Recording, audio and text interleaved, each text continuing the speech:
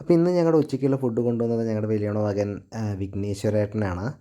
പുള്ളിയുടെ കൂടെ പുള്ളിയുടെ അളിയൻ രാധേട്ടനും ഉണ്ടായിരുന്നു. നല്ല ഫുഡായിരുന്നു.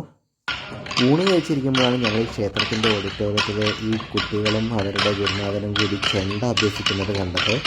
നല്ലൊരു കാഴ്ചയായിരുന്നു അത്.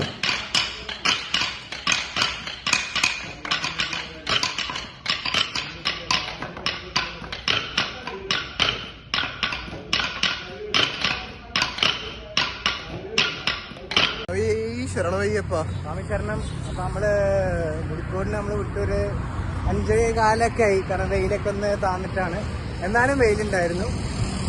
അപ്പോൾ നമ്മളിങ്ങനെ കുറച്ച് റിലാക്സ് ആയിട്ട് നടന്നിട്ട് ഒരു 7 കിലോമീറ്റർ ഉള്ളൂ. അപ്പോൾ നമ്മൾ 2 കിലോമീറ്റർ ചായ കുടിച്ചു. ഇതൊക്കെ ഇപ്പോൾ വീണ്ടും നടന്നുകൊണ്ടിരിക്കുകയാണ്. ഇനി ഓൾമോസ്റ്റ് ഒരു 3.5 കിലോമീറ്റർ തിരുവാണിക്കാവ്. ഈ ബൈപ്പാസ് കയറാതെ ഈ റോഡ് സ്ട്രേറ്റ് പിടിച്ച റൈറ്റ് സൈഡിലാണ്. അടിപൊളി അമ്പലമാണ്, വലിയ ക്ഷേത്രം, വലിയ കുളക്കലാണ്.